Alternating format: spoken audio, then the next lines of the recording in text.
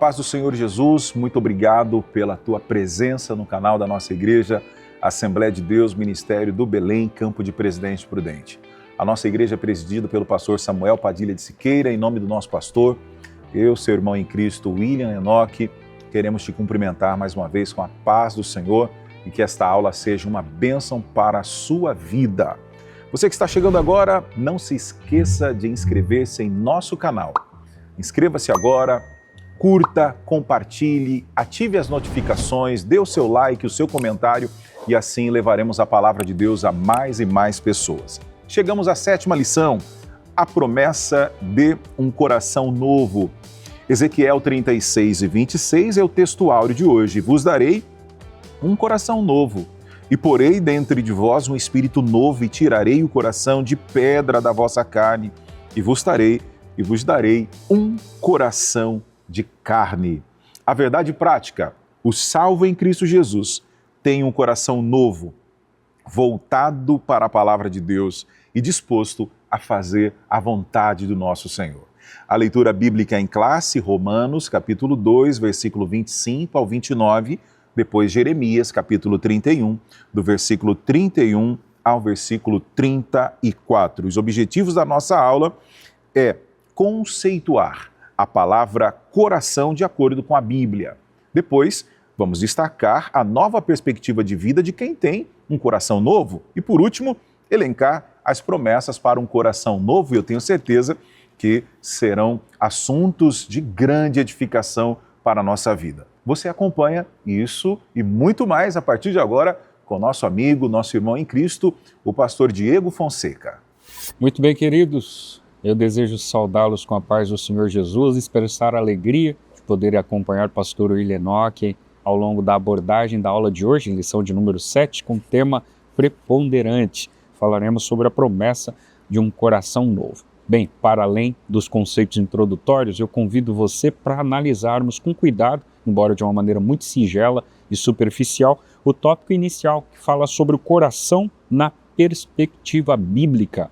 Vejamos em primeira instância que o coração na Bíblia é lido de uma maneira diferente. Se técnica e fisiologicamente o coração é essa bomba que pulsa sangue para todo o nosso corpo, bíblica e historicamente o coração se refere ao homem interior, seja do ponto de vista emocional ou espiritual. Para além disso, se nós olharmos sob a ótica de Paulo apóstolo, que faz referência ao homem exterior enquanto corpo físico, se refere ao homem interior como alma e espírito, que se constitui como corpo, alma e espírito, envolvendo toda a sua integralidade. Para além disso, nós temos um segundo conceito importante a ser dialogado aqui. E eu considero que a análise parte do pressuposto de uma indagação, ou por que não dizer, de uma afirmação feita por Salomão, um grande sábio da Bíblia Sagrada Veterotestamentária, quando na altura do capítulo 4, verso 23 do livro de Provérbios, ele diz que era para, sobre tudo que se deve guardar, guardássemos o nosso coração, porque dele procedem as saídas da vida. Veja que a relação é perfeita, porque esse texto, muito embora pareça, não se refere exclusivamente ao coração enquanto músculo propulsor, mas se refere ao homem interior, porque de fato da nossa alma, do nosso psique, da nossa mentalidade, da nossa mente, dessa compreensão interiorizada, da nossa integralidade não tocável, não tangível, é que se procede todas as saídas da vida. E assim que nós iniciamos o início, é uma redundância, mas iniciamos o comentário do item 2, a circuncisão do coração. Veja que o texto de Romanos 2, dos versos 25 a 29, num contexto em que o apóstolo ensina o sentido da verdadeira circuncisão, deixa claro que ela, enquanto ato físico, foi estabelecida por Deus aos descendentes de Abraão. Contudo, no Novo Testamento, não se limita mais a um ato legítimo e físico, visível, tocável, tangível, como era nos dias de Abraão. Muito pelo contrário. O Novo Testamento atesta uma nova aliança que não é mais uma marca física, mas é uma obra realizada pelo Espírito Santo do coração da pessoa. Essa é a verdadeira circuncisão. Só para trocar isso em miúdos, comumente os homens eram, especialmente os judeus, eram no seu 8º dia, circuncidados. A propósito, quando Davi vai lutar com Golias, ele o chama de incircunciso, porque comumente todos os outros territórios eram incircuncisos, e a sua afirmação é legítima. Hoje, o que o Senhor espera de nós não é o ato de circuncisão como os judeus o tinham, e alguns ainda o têm na atual conjuntura. Hoje, o que o Senhor espera de todos nós é a circuncisão do coração. É uma cirurgia feita na alma, é onde o Espírito Santo age. Homem nenhum consegue tocar o nosso coração.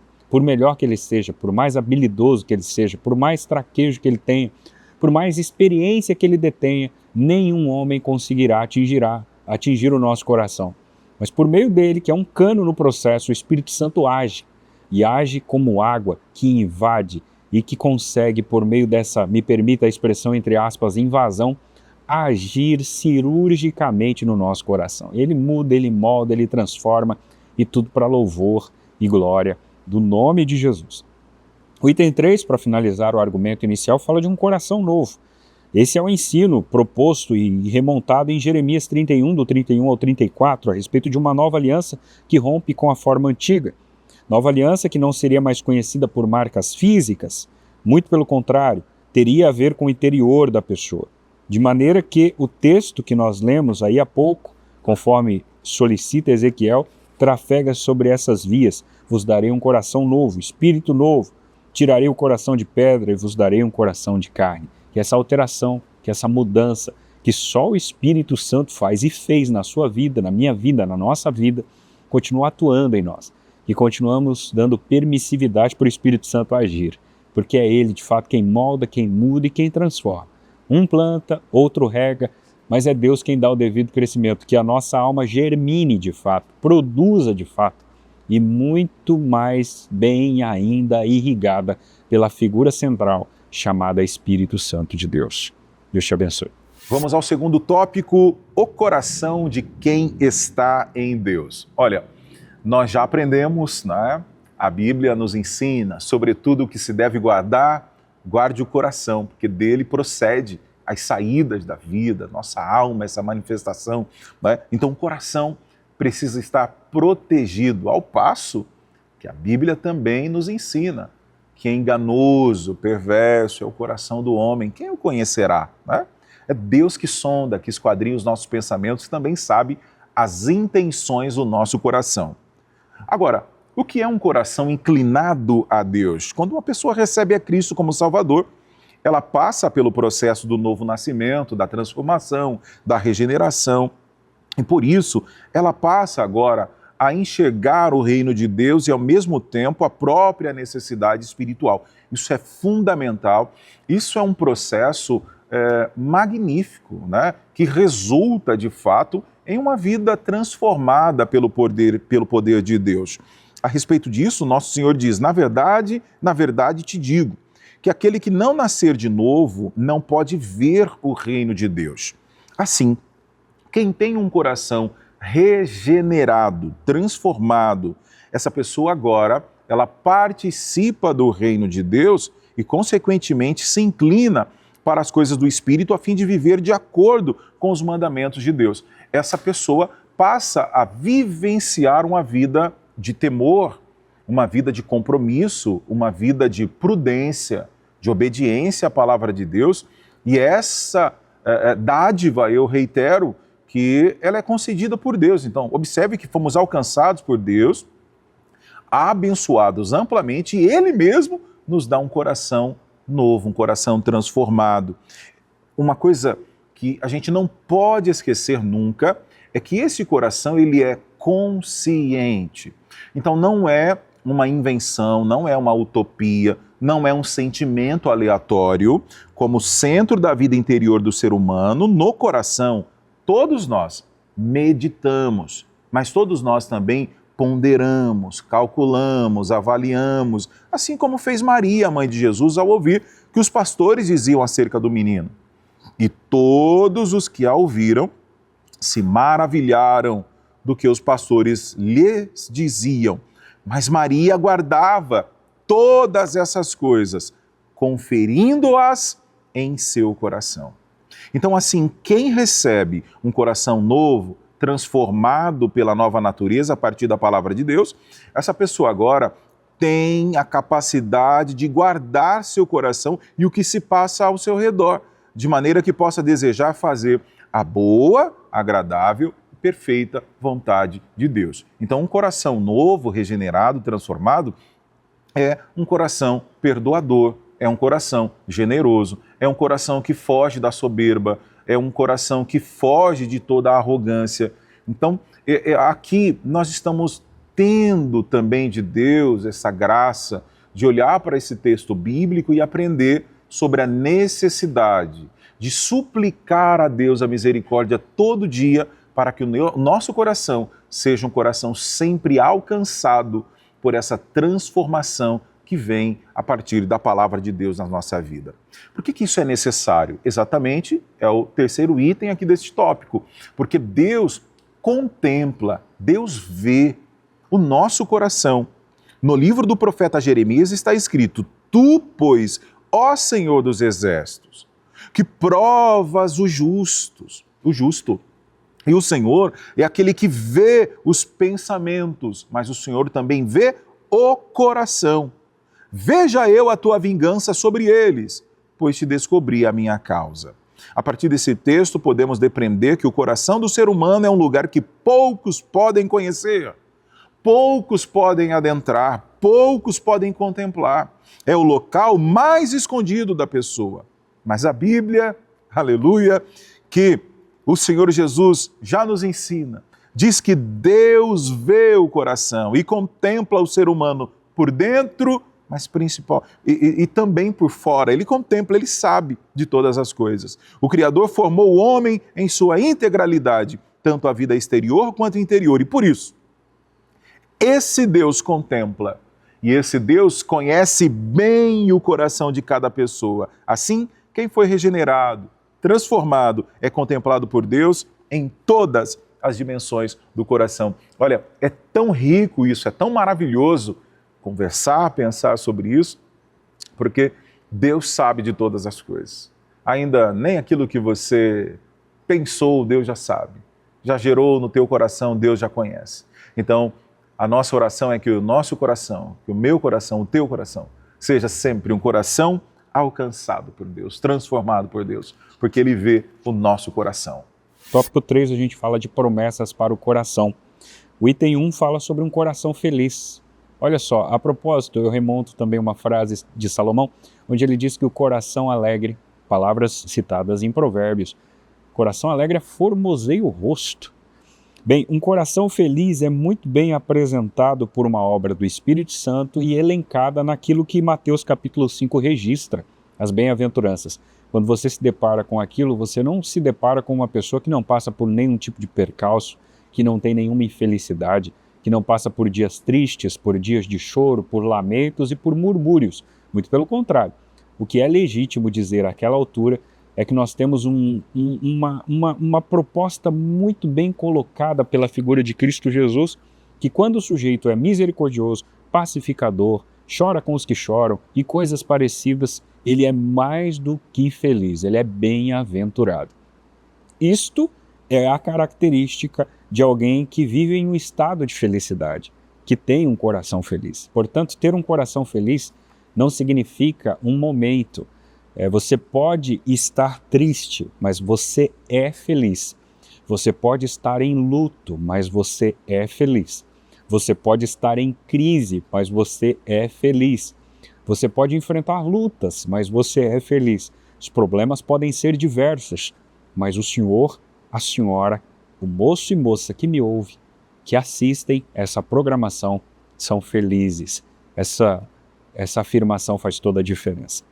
No item 2, nós temos um coração cheio de amor. O amor é a essência do cristianismo. Amados, é impossível exercermos o cristianismo sem amor. O Paulo, escrevendo o capítulo 13 da sua primeira carta aos Coríntios, depois de elencar os 12 dons espirituais e com muita propriedade dirigi-los ou induzi-los, ou de uma maneira intuitiva supor que eles estivessem espalhados na igreja de Corinto, ele dá uma lição de moral. Ele vai dizer: ainda que eu falasse a língua dos homens e dos anjos, ainda que tivesse o dom de profecia, ainda que falasse isso ou aquilo, se não tivesse amor, seria como um metal que soa, ou como um sino que tine. Não teria nenhuma finalidade. Queridos, não é sobre a nossa performance, não é sobre o que a gente estampa aqui, atrás desse terno, né, diante das câmeras, não é diante das imagens no Instagram, no Facebook, no WhatsApp, nos status da vida. Não é sobre isso, é sobre a nossa essência, é sobre quem nós somos. Somos imperfeitos, a começar deste que vos falo. Irmão, se tem alguém que precisa mudar muito, é este que vos fala, e eu tenho uma compreensão muito clara sobre isso. Mas apesar disso, eu sei e acho que estou correto nessa modesta opinião, que nós devemos ter essa compreensão, um coração cheio de amor, que no nosso coração exista e exala a amabilidade para com o próximo, para com o outro, mesmo que a gente não conheça, mesmo que a gente não conheça aquela pessoa, a gente deve demonstrar compaixão, amabilidade, isso deve ser de dentro para fora. Eu não preciso forçar a barra para ninguém, preciso exercer uma essência que vem de dentro para fora, porque isso é cristianismo, que possamos aprender com Jesus, que nos ensinou dessa forma. E uma das formas de demonstrarmos o amor a Deus é registrarmos o amor ao próximo. Que o Senhor nos torne pessoas com esse comportamento e com essa legitimidade. Por fim, penhor do Espírito no coração. Mas o que nos confirma convosco em Cristo e o que nos ungiu é Deus, o qual também nos selou e deu penhor do Espírito em nossos corações. Aqui, esse texto bíblico mostra que o penhor do Espírito é a garantia da nossa salvação. Além da garantia, o penhor do Espírito, também chamado de penhor da nossa herança, é a garantia de vitória para a igreja do Cristo Jesus. Portanto, o Espírito Santo é a maior garantia de que Deus cumprirá integralmente todas as promessas feitas à sua igreja. Portanto, queridos, esconda a palavra no coração, esconda de igual forma as promessas, creia em Deus, espere em Cristo, porque em seu devido tempo o Espírito Santo há de tornar aquilo que é abstrato, concreto, para louvor e glória do nome de Jesus. Deus te abençoe muito. Bom, na lição de hoje estudamos a promessa de um coração novo para a igreja. Quando a igreja entende isso, eu penso que um dos grandes resultados é que esta passa a ser uma igreja missionária, que se compadece do próximo, que estende a mão, que perdoa, que entende que a igreja é uma agência espiritual de Deus na terra. Ninguém pode ver o coração, pois ele se refere ao interior de cada indivíduo. A pessoa pode falar uma coisa e pensar outra. Ela pode prometer uma coisa e proceder de modo diferente. Tudo isso faz parte das fraquezas da condição humana. Contudo, mediante a sua onisciência, Deus sabe de tudo e de todas as coisas, tanto do universo quanto do coração do ser humano. Por quê? Ele é o Senhor que esquadrinha o nosso coração. Ele é o Senhor que prova os pensamentos e Ele recompensa a cada um conforme as suas ações. E a Bíblia diz que os pensamentos de Deus são pensamentos de bênção, de vitória para a minha e para a sua vida. Mas vamos zelar do nosso coração, guardar o nosso coração para que no nosso coração haja espaço para a glória de Deus, para o amor, para uma vida de entrega ao Senhor. E certamente Ele recompensará a nossa vida e confirmará os nossos passos. Muito obrigado pela sua atenção. Estaremos de volta na próxima lição com a permissão do nosso bom Deus. Que Deus te abençoe em nome de Jesus. Até a próxima.